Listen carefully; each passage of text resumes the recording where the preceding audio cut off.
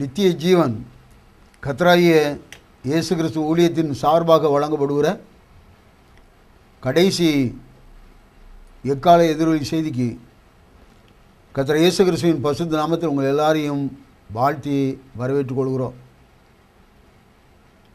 இந்த நேரத்தில் நாம் கர்த்தருடைய பரிசுத்த நாமத்துக்கு மகிமையாக ஜெபம் செய்து தேவனுடைய வார்த்தைகளுக்குள்ளாக நாம் கடந்து செல்வோம். எங்கள் நித்திய பிதாவாகிய கர்த்தர் இயேசு கிறிஸ்துவே, இந்த ஒரு நல்ல நாளுக்காக மகிழ் சோத்திரம். என்னுடைய பரிசுத்த நாமத்தினாலே நீ இந்த பூமிக்கு ஆண்டவரே மனுஷனாக நீர் வந்து எதற்காக வந்தீர் என்று சொல்லி ஆண்டவரே தீர்க்கதரிசிகள் உரைத்தபடியே நீர் அதை நிறைவேற்றுவதற்கு வந்தீர் ஆண்டவரே. ஆனால் எங்கள் காலத்தில் நீ மறுபடியும் ஆண்டவரே எப்படி வருவீர் சொல்லி எழுதப்பட்டு இருக்கிறதோ அப்படியே இந்த நாளில் வரும்பொழுது கடந்த நாளில் வந்தது குறித்து நாங்கள் பேசிக்கொண்டும் தியானித்து கொண்டும் அதை குறித்து பெருமை பாராட்டி கொண்டும் அதை குறித்து சிந்தித்தும் கொண்டு இருக்கும் பொழுது இன்று நீர் ஆண்டவரை செய்து கொண்டிருக்கிற காரியத்தை உணராமல் இருக்கிற இந்த நேரத்தில் கர்த்தராமே உம்முடைய பிள்ளைகளுக்கு அனுக்கிரகம் பண்ணி காலத்தையும் காலத்துடைய செய்தியும் அடையாளம் கண்டுகொள்ள கிருபை செய்வீராக. ஆசீர்வதியும் இயேசு கிறிஸ்துவின் பரிசுத்த நாமத்தில் வேண்டிக் கொள்கிறோம் பிதாவே, ஆமென். கர்த்தருக்குள் அன்பானவர்களே, நாம் வெளிப்படுத்தின விசேஷம் 10வது அதிகாரத்திலிருந்து நாம் கடந்த 4 வாரங்கள் செய்தியை கேட்டிருக்கிறோம். இந்த நாளிலும் இந்த 10வது அதிகாரத்திற்குள்ளாக காலங்களுடைய ரகசியத்தை உடைய நடுவிலே இந்த காலத்திற்கு விசேஷமாக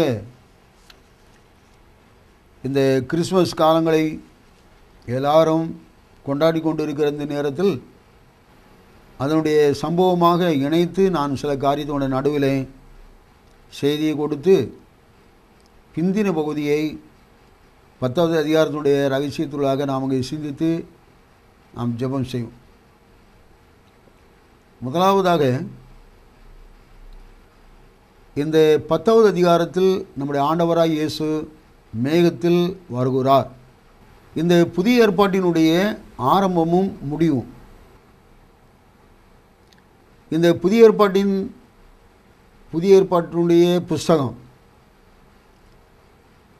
பழைய ஏற்பாடு முடிகிற கடைசி வசனமும் புதிய ஏற்பாட்டினுடைய ஆரம்பமும்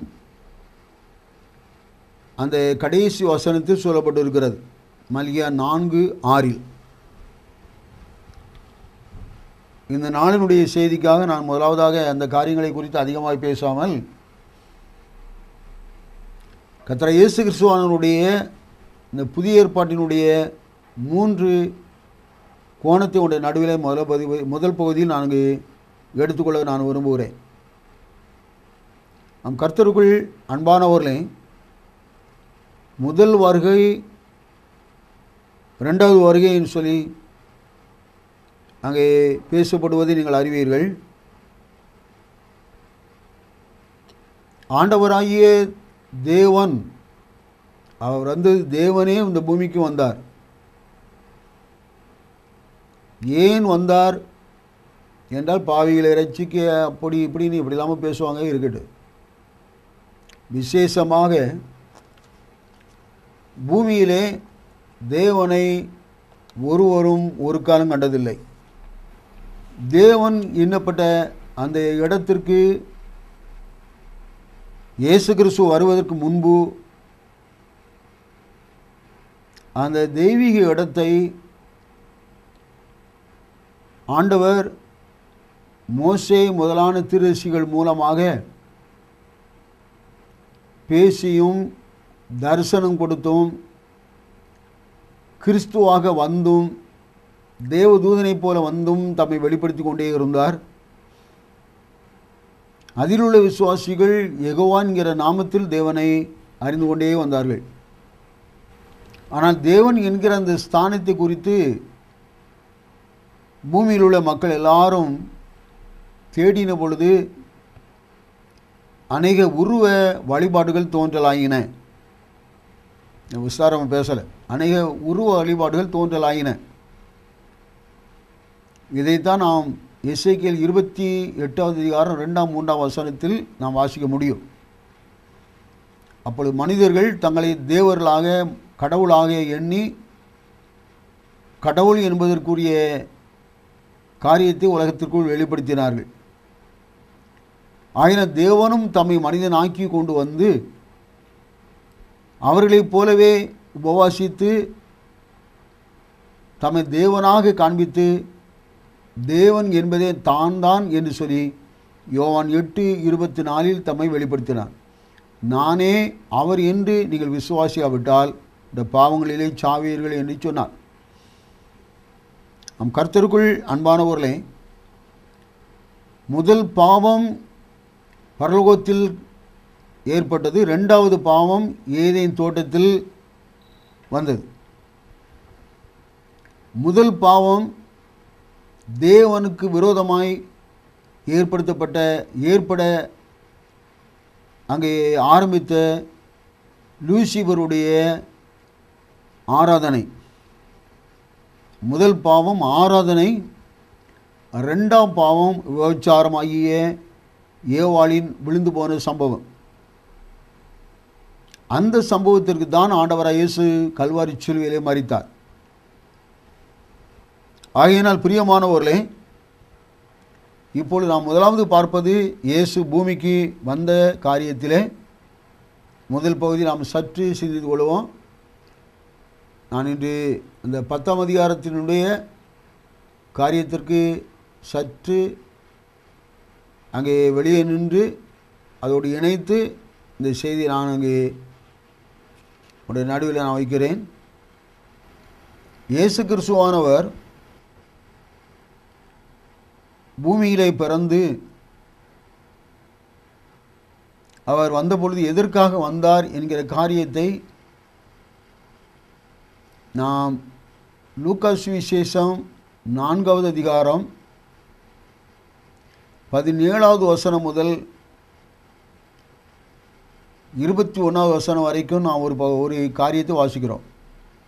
அவர் தாம் வளர்ந்த ஊராகிய நாசிரேத்துக்கு வந்து ஓய்வு நாளிலே தம்முடைய வழக்கத்தின்படி ஜெபாலயத்திற்கு பிரவேசித்து வாசிக்க எழுந்து நின்றார். அப்பொழுது ஏசாயா தீர்க்கதரிசியின் புஸ்தகம் அவருடைய கையில் கொடுக்கப்பட்டது.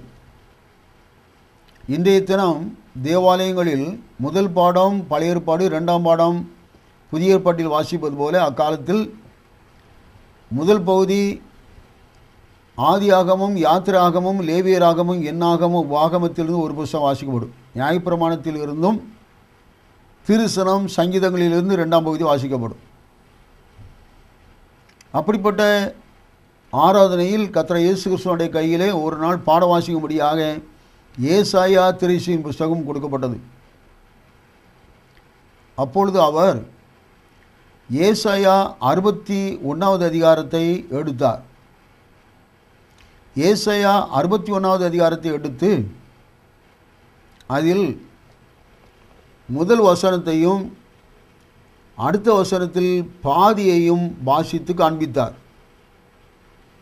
நாம் கர்த்தருக்குள் அன்பானவர்களே, இது முக்கியமான ஒரு பகுதி. இதை கொண்டு நீங்கள் அநேக வேத வாக்கியங்களை சோதித்து அறிய வேண்டும்.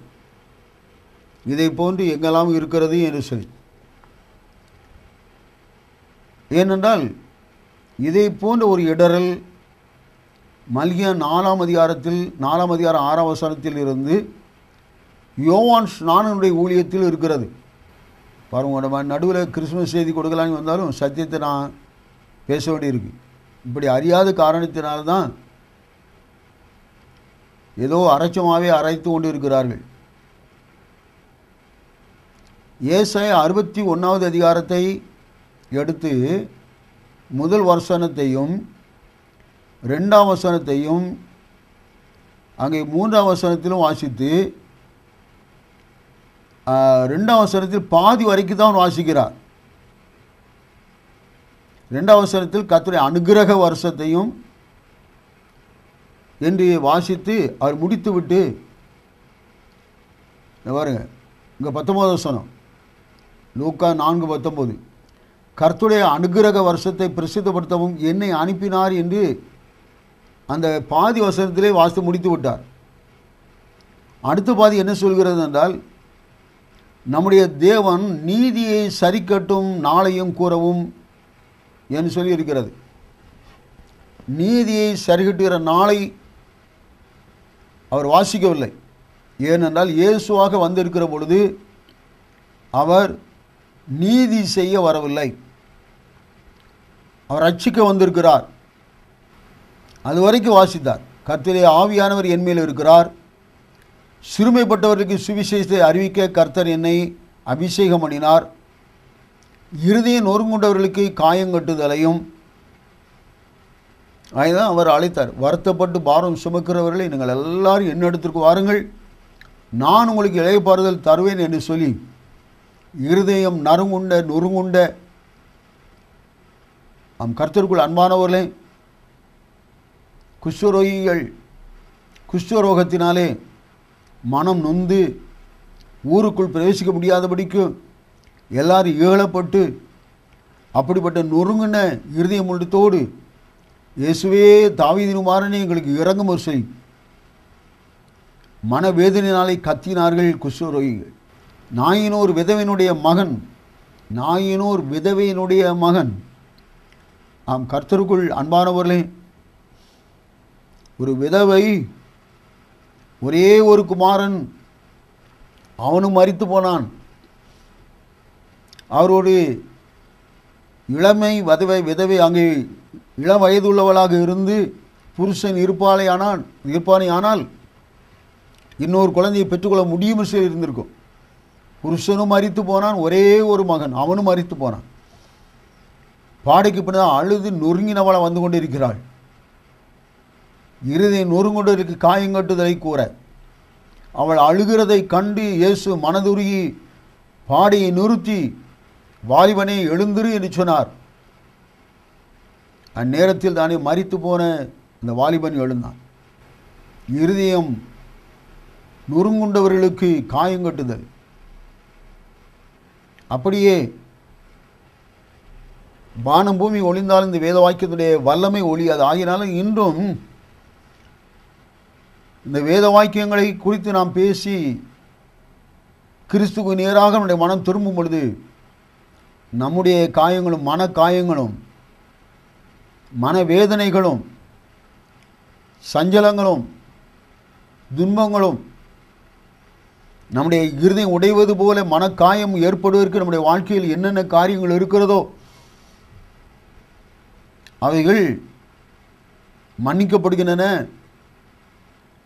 அதனால் சரீர சுகம் உண்டாகிறது, உலகத்தில் நாம் ஆறுதலை பெற முடிகிறது, இன்னும் தேடு வசனம் ஜீவிக்கிறது. அந்த வார்த்தையினாலே நாம் விடுதலை பெறுகிறோம். இதை செய்வதற்காகவே வந்திருக்கிறேன் என்பதை அவர் அங்கே வாசித்து காண்பித்தார். இதற்கு தான் நான் அனுப்பப்பட்டு வந்திருக்கிறேன். பூமியில் அவர் நடமாடின பொழுது கர்த்தருக்குள் அன்பானவர்களே, அந்த லூக்கா சுவிசேஷம் 4வது அதிகாரம் 16 முதல் 19 கர்த்தருடைய அனுக்கிரக வருஷத்தை பிரசித்தப்படுத்தவும் என்னை அனுப்பினார் என்று எழுதியிருக்கிற இடத்தை அவர் கண்டு வாசித்து புஸ்தகத்தை சுருட்டி அந்த கோயில் குட்டி பணிவிடைக்காரனிடத்தில் கொடுத்து உட்கார்ந்தார். ஜெப ஆலயத்தில் உள்ள எல்லாருடைய கண்களும் அவர் மேல் நோக்கமாயிருந்தது. அப்பொழுது அவரோடு பேசத் தொடங்கி, உங்கள் காதுகள் கேட்க இன்றைய தினம் இந்த வேத வாக்கியம் நிறைவேறிற்று என்றார். அதுக்கு பிறகு நீங்கள் வாசித்து பாருங்கள்.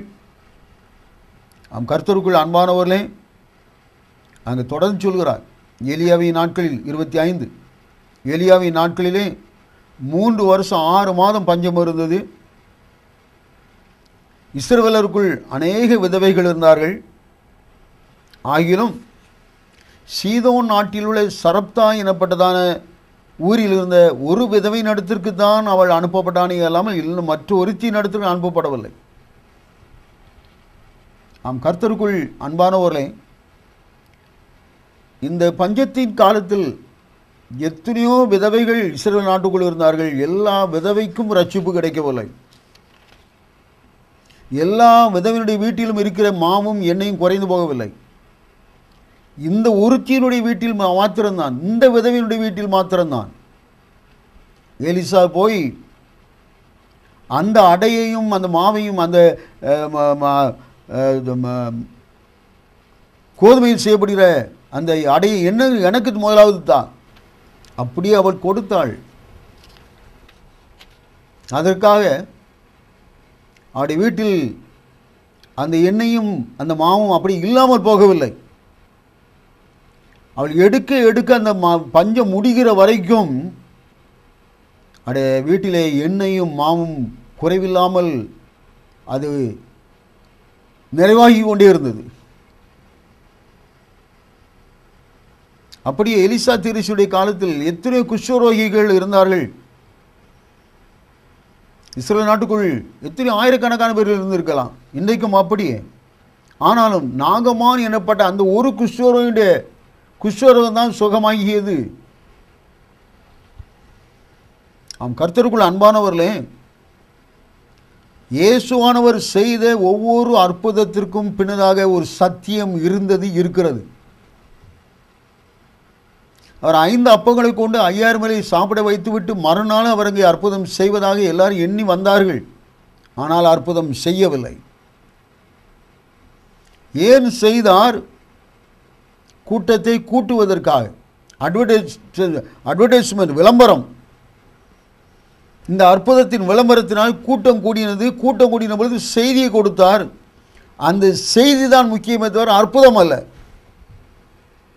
அற்புதம் நோக்கம் அல்ல. அற்புதம் செய்ய வேண்டும் என்பது அங்கே அவருடைய திட்டம் அல்ல. அது எழுதியிருந்தது. ஏன் அதை செய்தார் என்றால், இஸ்ரவேலின் தேவனாய் கர்த்தர் பூமிக்கு வரும்பொழுது இப்படிப்பட்ட காரியங்களை செய்வார் என்று சொல்லி 146ஆம் சங்கீதத்தில் எழுதியிருந்தது. அதை செய்து காண்பித்தார். இப்படி செய்யும் பொழுது இயேசு இஸ்ரவேலின் தேவன் என்பதை அறிந்திருக்க வேண்டும், அறிந்து ஏற்றுக்கொள்ள வேண்டும் என்பதற்காகவே அற்புதம் செய்யப்பட்டது. ஆனால் இப்படி ஏற்றுக்கொள்கிற எவர்களோ அவர்களுக்கு அந்த அற்புதம் செய்யப்பட்டது. கர்த்தருக்குள் அன்பானவர்களே, இயேசுடைய காலத்தில் அற்புதம் பெற்றவர்கள் எல்லாரும் அவருடைய சத்தியத்தை ஏற்றுக்கொண்டவர்கள் அல்ல, ஏற்றுக்கொள்ளவில்லை. மத்தேயு 11ஆம் அதிகாரத்தை ஒவ்வொரு வசனமாக வாசித்து பாருங்கள். தாம் அற்புதம் செய்ய கண்ட பட்டணங்களை அவருக்கு கடிந்து கொள்ள தொடங்கினார். பெத்சாயிதாவே உனக்கு ஐயோ, கோராசீனே உனக்கு ஐயோ, கப்பர்நகூமே உனக்கு ஐயோ, உன்னில் செய்யப்பட்ட இப்படிப்பட்ட அற்புத அடையாள ஊழியத்தை நான் பழைய ஏற்பாட்டின் காலத்தில் நோவாங்கே ஆபிரகாம் காலத்தில் லோத்து குடியிருந்த சோதமிலும் குமாராவில் நான் செய்திருப்பேனே. ஆனால் நான் யார் என்று சொல்லி அந்த பட்டணங்கள் என்னை அடையாளம் கண்டு அழிவிலிருந்து தப்பியிருக்கும். ஆனால் அந்த சோதமில் நான் இப்படிப்பட்ட அற்புத ஊழியம் செய்து என்னை நான் வெளிப்படுத்தவில்லை. உன்னிடத்திலோ நான் அற்புதம் செய்து நான் என்னை வெளிப்படுத்தியதை நீ கண்டுகொள்வாய் சொல்லி பார்த்தேன், நீ என்னை கண்டுகொள்ளவில்லை. கர்த்தருக்குள் அன்பானவர்களே, நீங்கள் அற்புதத்திற்காக ஓடலாம், அற்புத ஊழியங்களுக்காக செய்யலாம். யோசித்து வேத வாக்கியம் என்னென்ன கோணங்களில் எப்படி எழுதப்பட்டிருக்கிறது என்பதை சற்று கவனித்தால் நீங்கள் நலம். இயேசு வந்தவருடைய நோக்கம், அவர் ஏன் அது வரைக்கும் வாசிக்கிறார், அடுத்து வாசிக்கவில்லை? வந்த நோக்கத்தை சுட்டி காண்பித்தார், ஆனால் அடுத்து வாசிக்கலை. கர்த்தருக்குள் அன்பானவரை, பூமியிலே அவர் அங்கே 34ஆம் வருஷம் வரைக்கும் அவர் 30ஆம் வருஷத்தில் ஞானஸ்நானம் பெற்றார். அதுக்கு பிறகு 3.5 ஆண்டுகள் பூமியிலே ஊழியம் செய்தார். மனித சரீரம் மரித்து உயிர் தந்து பரலோகத்திற்கு போனார். அதிலிருந்து பெந்தேகோஸ்தே நாள் மறுபடியும் அவர் இங்கே ஆவியானவராக பூமிக்கு இறங்கினார், சபையில் இறங்கினார், சபையை கட்டினார். இந்த கல்லின் மேல் என் சபையை கட்டுகிறேன் என்று மத்தேயு 11ஆம் அதிகாரத்தில் சொன்னபடி அச்சமயத்தில் இயேசு சொன்னது, வானத்துக்கும் பூமிக்கும் ஆண்டவரே, இவைகளை ஞானிகளுக்கும் கல்விமான்களுக்கும் மறைத்து பாலகருக்கு வெளிப்படுத்தினபடினால் உம்மை ஸ்தோத்திரிக்கிறேன் என்று சொல்லி. இயேசுவுக்கும் கிறிஸ்துவுக்கும் உள்ள ரகசியம், பிதாவுக்கும் கிறிஸ்துக்கும் உரிய ரகசியம், தேவனுக்கும் இயேசுக்கும் உரிய ரகசியம், அங்கு காண முடியாத ஆவியானவருக்கும் காணக்கூடிய வந்த இயேசுவாகிய சரீரத்துக்குள்ள ரகசியம். இந்த ரகசியத்தை யார் அறிந்து கொள்கிறார்களோ அந்த அறிவின் மேல் என் சபையை கட்டுகிறேன், இந்த கல்லின் மேல் என் சபையை கட்டுகிறேன். இதுதான் மத்தேயு 16 சொன்னார். இயேசுவாகிய என்னை, இயேசு என்று சொல்லி பெயரிடப்பட்டிருக்கிற இந்த சரீரமாகிய இந்த உருவத்தை நீங்கள் என்ன நினைக்கிறீர்கள்? இந்த உருவத்தை மனிதனோடு ஒப்பிட்டு பேசினார்கள். அப்போஸ்தலனாய் பேதுருவோ இந்த சரீரம் காண முடியாத தேவனுடைய கிறிஸ்துவின் சரீரம் என்று சொன்னான். அதர்சனமான தேவனுடைய தற்சொருவத்துடைய சரீரம். அப்போ அதர்சனமான தேவன் தான் இப்படி வந்திருக்கிறார் என்று சொல்லி எத்தனை பேர் விசுவாசிக்கிறீர்களோ அப்படிப்பட்ட விசுவாசம் உள்ளவர் எவர்களோ அவர்களே சபை என்று சொன்னார். அதைத்தான் அப்போஸ்தலர் 2ஆம் அதிகாரத்தில் பரிசுத்த ஆவியானவராக வந்து கட்டினார். பிரியமானவர்களே, இந்த கல்லின் மேல் என் சபையை கட்டுகிறேன் என்று சொல்லி தாவீது எந்த ஜீவ மார்க்கத்தை என்னை தெரியப்படுத்தும் என்று சொல்லி சொன்னாரோ, தாவீதுடைய தேவன் எப்படி அதரிசனமானவராக இருந்தாரோ அவர்தான் தரிசனமாக பூமிக்கு வந்த இயேசு ஆகிய அவர் ஆகினால்தான் இயேசுவை கர்த்தரும் கிறிஸ்துவாய் பிரசங்கிக்கிறோம் சொல்லி பேதுரு அப்போஸ்தலன் பிரசங்கித்த பிரசங்கம் எதுவோ அதை கவனியுங்கள். பேதுருவோடு கூட மற்றவர்கள் பேசின விளங்காத சத்தமாகி அல்லது அங்கிருந்த கல்தேயர் கிரேக்கர்களுடைய பாஷையில் பேசப்பட்டதான சத்தியம் எதுவோ அதுதான் சத்தியம். தவளையை போல சத்தமிட்டு இந்நாட்களில் பேசிக்கொண்டிருக்கிற அந்த அந்நிய பாஷை சத்தியம் அல்ல. அன்றைக்கு அந்நிய பாஷை என்பது யூதர் அல்லாத தேசத்து மக்கள் எவர்களோ அவர்களுக்கு அவர்கள் நாட்டை சேராத யூதர்கள் பேசின யூதர்களுக்கு தெரிந்த எபிரேய பாஷையில் பேசவில்லை. பேசினவர்கள் எல்லாரும் யூதர்கள், ஆனால் பேசினதோ கிரேக்கு பாஷையில் பேசினார்கள், சீரிய பாஷையில் பேசினார்கள். இப்படிப்பட்ட அங்கு கூடியிருந்த மக்கள் விளங்கும்படியான அவருடைய ஜென்ம பாஷையில் பேசினார்கள். இவருடைய ஜென்ம பாஷை எபிரேய பாஷை. பரிசுத்தாவி என்றால் என்ன? பரிசுத்தாவியானுடைய பூமிக்கு வந்தவருடைய நோக்கம் என்ன? சபை எப்படி கட்டினார்? அதுதான் சபை. இந்த கல்லின் மேல் என் சபையை கட்டுகிறேன். ஆகையினால் பிரியமானவர்களே, மக்களால் கண்ணால் கண்டு குடித்து வெறித்திருக்கிறார் சொல்லி அப்படி சொன்னவர்கள் யூதர்கள். ஏனென்றால் யூதருடைய நடுவில் 120 பேர்கள் காத்திருந்து அவர்கள் இப்பொழுது கிரேக்கு பாஷையில் பேசுகிறார்கள். கர்த்தருக்குள் அன்பானவர்களே, அந்த அப்போஸ்தலர் 2ஆம் அதிகாரத்தை நன்றாக கவனித்து பாருங்கள். அப்போஸ்தலர் 2வது அதிகாரம், அங்கு கூடியிருந்த அங்கே மற்ற அங்கே நாட்டு மக்கள் என்ன பாருங்க, 10ஆம் 11ஆம் வசனத்தை வாசிக்கிறேன். பம்பிலியா ஏப்தி என்னும் தேசத்தார்களும் சிரேனே பட்டணத்தை சுற்றி இருக்கிற லிபியாவின் திசைகளில் குடியிருக்கிறவர்கள். லிபியா ஆப்பிரிக்கா கண்டத்தில் இருக்கிறது, ஏப்தி ஆப்பிரிக்கா கண்டத்தில் இருக்கிறது, பம்பிலியா கிரேக்கு தேசம். அப்படியே இங்கே சஞ்சரிக்கிற ரோமாபுரியாரும் ரோமிலிருந்து வந்திருக்கிறார்கள். இவருடைய ஜென்ம பாஷை எபிரியா அல்ல, கிரேத்தர் கிரேக்கு பாஷை, அரபியர் அரபு பாஷை, அரேமிக் பாஷை. நாம் நம்முடைய பாஷைகளில் இவர்கள் தேவனுடைய மகத்துவங்களை பேச கேட்கிறோமே என்றார்கள். இவர்கள் அந்நிய பாஷை பேசவில்லை. 120 யூதர்களும் சிலர் கிரேக்க பாஷையில் பேசினார்கள், சிலர் ரோம பாஷையில் பேசினார்கள், சிலர் லிபியா அந்த பாஷையில் பேசினார்கள், சிலர் ஏப்தியருடைய பாஷையில் பேசினார்கள். ஆனால் அங்கு கூடியிருந்த யூதர்கள் சொன்னார்கள், இவர்கள் குடித்து வெறித்திருக்கிறார்கள் என்று சொன்னார்கள். யூதனுக்கு அது அந்நிய பாஷை, ஏப்தியனுக்கு ஜென்ம பாஷை. யூதனுக்கு அது அந்நிய பாஷை, கிரேக்கருக்கு அது விளங்கினது. ஆகையினால் பிரியமானவரை, தவளையை போல சத்தமிட்டு பேசுகிற பாஷை பரிசுத்தாவினுடைய பாஷை அல்ல. முதலாவது அதை அறிந்து கொள்ளுங்கள். இந்த பாஷையில் என்ன பேசினார்கள் என்றால், தாவீதின் தேவன் மாம்சத்தில் வந்த இயேசு கிறிஸ்துவின் மதி பேசினார்கள். தாவீது சொன்ன உபதேசம் எதுவோ, தாவீது சொன்ன சங்கீதம் 16ஆம் சங்கீதம், அந்த சங்கீதத்திற்கு பவுலப்போஸ்தலன் விளக்கம் கொடுத்தான். நீங்கள் நினைக்கிறபடி இவர்கள் அங்கு குடித்து வெறித்தவர்கள் அல்ல. அங்கிருந்த மற்ற நாட்டு மக்கள் சொல்லி, இவர்கள் நம்முடைய ஜென்ம பாஷையில் பேசுகிறார்கள், நம்முடைய மதர் மொழியை, நம்முடைய தாய்மொழியில் பேசுகிறார்கள். தாய்மொழியில் இயேசுவை கர்த்தர் என்று பேசி அறிவித்தார்கள். இதுதான் அப்போஸ்தலர் 2ஆம் அதிகாரத்தில் நடந்ததுயா. இது எங்களுக்கு தான் வழங்கும், மற்றவங்க வழங்காது. நீ அங்கே பேசப்படலை. அது 1 கொரிந்தியர் 14 வரும். அதுக்கு அப்புறம் இந்த அப்போஸ்தலர் 2ஆம் அதிகாரத்தில் என்ன நடந்தது?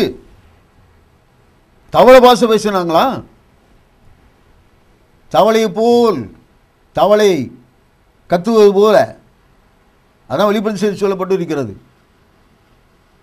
தவளையின் ஆவி. நம் கர்த்தருக்குள் அன்பானவர்களே, ஆண்டவர் நான் என்ன பேசினாலும் சத்தியத்தை நேராக கொண்டு போகிறார். இயேசு கிறிஸ்து தேவன், தேவன் தாமே மாம்சத்தில் வெளிப்பட்டார். 1 தீமோத்தேயு 3:16. உடன்படிக்கை பெட்டிக்குள் இருந்தவர், கேருபீன் நடுவில் வாசம் பண்ணினவர், அவர் பூமியிலே வந்தார். உடன்படிக்கை பெட்டியின் மேல்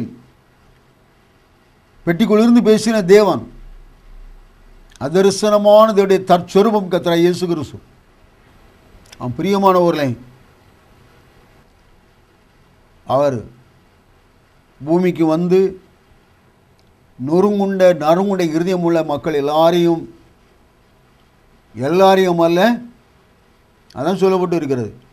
நாகமான் இடத்திற்கு நாகமான் ஒருவனே சுஸ்தமானானே தவிர, எலிசாவின் நாட்களில் எலிசா எல்லா நோயாளிகளையும் சுகமாக்கவில்லை.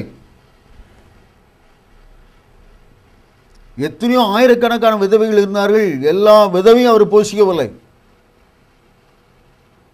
சரப்தா எனப்பட்ட ஊரில் இருந்த விதவையை, அந்த வீட்டில் தான் அற்புதம் நடந்தது.